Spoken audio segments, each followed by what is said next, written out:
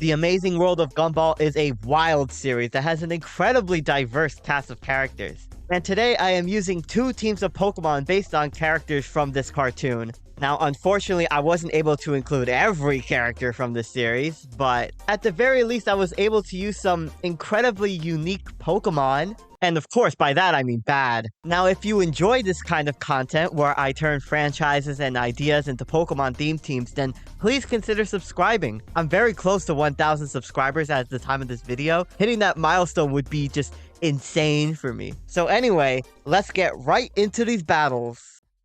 Good morning, afternoon, and evening, lovely people. Today I am using an Amazing World of Gumball team. Look at my team on the left and look at the opponent's team on the right. That should just tell you all you need to know. Anyway, so I have two interesting teams. Special thank you to Lee for coming up with this team idea. If you have an idea for a Pokemon team, then please comment below. It could be any series, anime, cartoon, or just an idea, and I'll use it and I'll shout you out in a video like this. Now, I'm gonna lead off with Gumball. This is a Choice Scarf Shinx. I actually do some good damage to the Ho-Oh, but I get taken out by a Sacred Fire. I actually take like Rocky Helmet and the recoil from Wild Charge. So I'm gonna finish this off with my Darwin, with my Chi-Yu. It's a goldfish, right? So it's like the best fit for this team. I'll say if Goldeen was in this team, if it was in this game rather, oh my gosh, that would have been so rough. So I'm gonna swap in Shiny Milcery for Masami here, and I have a defensive Milcery. Amazing. So I was able to live the Terra Star Storm from this Terrapagos, thankfully. I was like, okay, that's good. I'm gonna be able to break its Terra Shell with the Dazzling Gleam. Does some amazing damage, by the way. So this is like a defensive Milcery. I have Acid Armor, Recover, Stored Power, and Dazzling Gleam. It's such a good Pokemon. Actually, no joke. It actually like can 1v1 Dragonite. I'm not even joking. So I'm gonna break back in my Chi-Yu here. Now the Terrapagos' shield is broken, so I'm able to go for some Dark Pulses, do some really good damage. This is like one of the two best Pokemon on this team. This is like a nasty plot sweeping Chi-Yu with Flame Charge, so I can boost my speed, and I have Dark Pulse and Fire Blast on the set with Terra Water. So speaking of water types, here comes a Kyogre. So I was like, well, if this Pokemon is Scarf, then, you know, that's tough. But if it's not, then I'm going to be able to do some good damage with Dark Pulse and hopefully weaken its water spouts. But they're going to take me out with the Origin Pulse. So I was like, okay, well, there goes my Chi-Yu at the very least. So I'm going to swap in Alan here for Drifloon. This is like a really good Pokemon. This franchise has such unique characters in it, and it has some really fun Pokemon, but obviously, there's a lot of characters that I couldn't include with this team. Like, the biggest one is probably Anais, because there really isn't any pink, like, rabbit or bunny Pokemon. Like, Baneri isn't in this game, and there's really no better Pokemon, so I didn't include Anais in either of these teams. Banana Joe isn't here because of the fact that I know Tropius has his bananas and everything, but Tropius himself is not a banana, right? So I really couldn't find a great Pokemon for Banana Joe. I have no idea what Pokemon would match Tobias. Sarah, I would want to include as well, but there's no Vanillish in this game. There's no Tyrantrum in this game for Tina Rex either. Like, there's just a lot of characters that I would have included, but they're just not in Scarlet and Violet, unfortunately. So I talked over all the shenanigans with Drifloon. I had this Endure Lychee Berry set, which with acrobatics, but I also had Destiny Bond, and I took out the Lugia because I was like, Lugia is such a defensive, bulky nuisance. So I'm gonna swap in Minior here for Penny. I think I absolutely cooked with this Pokemon, because obviously it has its shields down. So when, you know, before she comes out of her shell, she kind of looks like the Meteor form of Minior, right? So this is a Shell Smash sweeping Minior. This is also like the second best Pokemon on this team. I really needed it because look at what I'm using. I'm using Drifloon and Milcery and Shinx.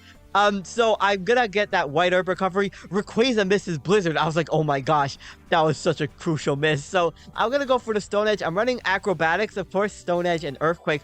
The Rayquaza has a Focus Sash. I was like, oh my gosh, that would have absolutely folded to a Stone Edge otherwise. So now they're gonna go for that Outrage. I am able to barely take that, thankfully, and that's gonna put me in my shield's down form, so now I'm gonna come out of my shell, and I just thought that this was like the best Pokemon for her. So I'm gonna go for that acrobatics and take out the Rayquaza. Oh my goodness. So the last Pokemon is Palkia. Look at the floating Palkia. It looks so slay. Like, one day I should make a video of all of the levitating and flying Pokemon in this game, because I feel like that's a very underappreciated aspect of this game. So the Palkia is going to Terrasilize into a Dragon type. I'm just going to go for my acrobatics. Oh my gosh, but it barely lives. Holy smokes. So they're going to, the Terra Dragon Spatial Red is going to come out. That's easily going to take out my Meteor. So I was like, well, the last Pokemon that I have in the back is my Litwick for carry. I had Carry and Penny on this team because obviously I have Darwin and Gumball on this. But the Palkia had Life Form. I was like, oh my gosh. I actually had an Endure Custap Berry set on my Litwick. So that was really interesting. That was the end of that first game. So on to the second game. Now, you may notice that Litwick is on this team as well. So what I did was, since I didn't get to show off the Litwick, I moved it into this team. And I replaced Leslie on this team. I originally had Leslie for Sunflora, but look at this team. I'm so weak to Bug, and I really didn't want to use Sunflora. So the opponent is going to lead with Venomoth. I love Venomoth. It's my favorite Pokemon that's in this game, because Staryu and Starmie are in this game, and those are my favorite. So I was like, it's cool to see Venomoth being used, but I tricked it a Choice Scarf with my Choice Scarf, Alolan Persian for Nicole. So I'm gonna go for the U-turn. I actually almost went for a knockoff because they Quiver Danced again. And if I did go for a knockoff, oh my god, I think I just lost on the spot. So I'm gonna bring a carry now. Now this is an offensive Litwick. I go for the Fire Blast on the incoming Mamoswine. Now, Mamoswine does have Thick Fat, so it is gonna be able to tank it, but oh my goodness, it has weakness policy. I was like, oh, that's so yikes. I'm running an offensive Litwick on this team with Fire Blast, Energy Ball, Shadow Ball, and Endure with the Custap Berry. Now, I didn't see any point in enduring. I didn't really have any good switches, and they went for the knockoff anyway, which would have knocked off my Custap Berry. And there's always the chance that this Mamoswine could have Ice Shard anyway. So I'm gonna bring in my Nose Pass. I'm gonna have that Sturdy, and I'm gonna go for that Body Press and take out the Mamoswine. So I have a really defensive Nose Pass. I'm running an interesting spread on this. I'm max special defense and max defense with like Iron Defense, Body Press, and Pain Split. So the Gliscor comes in. This was a really interesting turn. So I'm going to swap into my Wigglytuff. This is a defensive Wigglytuff for Richard. And oh my gosh, the Gliscor had the Scale Shot White Herb set. That's a Hayden set. I was like, oh, that was swapping of the century, by the way. I mainly swapped this in because it was a very defensive Pokemon, right? So I'm going to go for the Protect. The Venomoth is tricked into the Choice Scarf, so I wanted to see what it would lock itself into, and it goes for Sludge Bomb. So I was like, okay, that's fair. They really don't have any good switches into this, especially if it's Tinted Lead. So I thought, well, my Nose Pass is on 1 health. I'm not going to be able to outspeed anything or get a Pain Split off versus anything, so I'm just going to sacrifice it to the Sludge Bomb, and I'm going to go into my Zarude here. So this is a Terra Steel Zarude, so I thought, well, I'm just going to Terrasilize into a Steel type. I have this for Miss Simeon. I chose this over past Simeon and Monkey Dory just because I thought Zarude matched her appearance the best. And I'm just going to go for the knockoff this turn and take out the Venomoth. I didn't want to set up bulk ups in the face of this Pokemon just because of the fact that it's a very threatening Pokemon versus my entire team. I didn't want to just have that swap in later on and go for like Choice Scarf Bug Buzzes. So this Pokemon, Go-Go swaps in. So I'm immediately thinking, okay, well, this Pokemon is definitely probably going to be the bulky Go-Go with like specially defensive. Maybe it's like bulk up Horn Leech, Earthquake, and Milk Drink. So they're interestingly going to Terrasilize into a Rock type, and they set up a bulk up right away. I was like, shoot, I could have stayed in, but obviously Go-Go has Sap Sipper, so I can't go for any Grass type moves versus this Pokemon. So I'm just gonna knock off its leftovers. This Alolan Persian has knockoff. It has Gunk Shot, U-turn, and Switcheroo, and I have Fur Coat on this, which is actually gonna buff my defenses a lot. But unfortunately, the Go-Go does a lot of damage to me versus with the Horn Leech, and they're gonna continuously set up bulk ups in the face of me. Now I wasn't sure. Now I saw that they had Horn Leech, bulk up, and I wasn't sure what their other move was. So I'm gonna try to get a poison on this with Gunk Shot, but they're gonna reveal Rock Slide. So I was like, okay, well, their bulk up, their Horn Leech, and their Rock Slide. I imagine that because they're leftovers, that they might be Milk Drink as their last move. So I'm going to set up a bulk up in front of this because I imagine that, you know, they might not have any move to hit me. I was worried about Earthquake, but they do have Earthquake. So I was like, holy smokes, it's like a fully offensive Go-Go. Oh my gosh, that caught me completely off guard.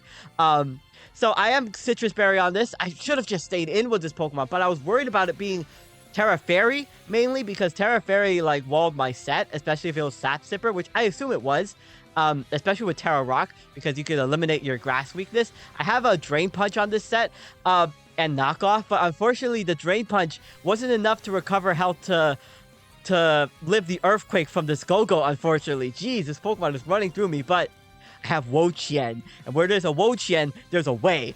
I have this for Nigel. I saw it like Nigel, and I was like, wait, this is like a perfect character for Wo-Chien, and when am I going to use Wo-Chien? So, this is an offensive Wo-Chien. I'm running a special attack sweeping Wo-Chien with Terra Blast Fire, and I have Dark Pulse, Giga Drain, and Leaf Storm with the Eject Pack.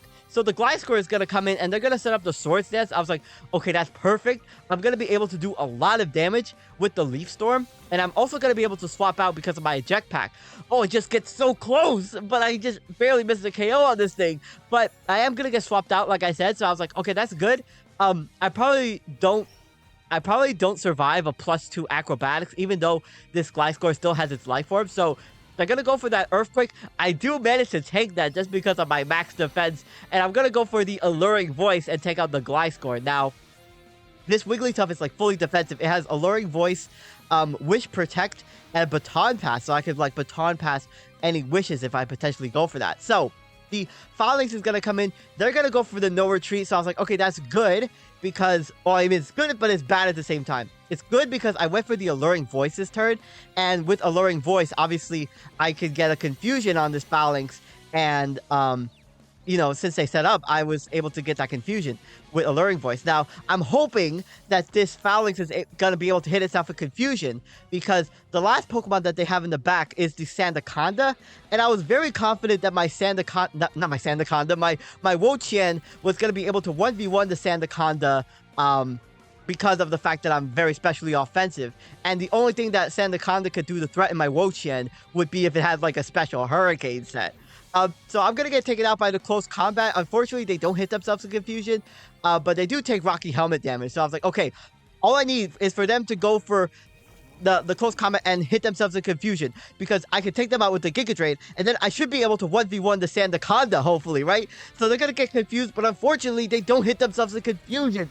Oh, man, that could have gone either way if they hit themselves in Confusion. But anyway, that was a really creative team.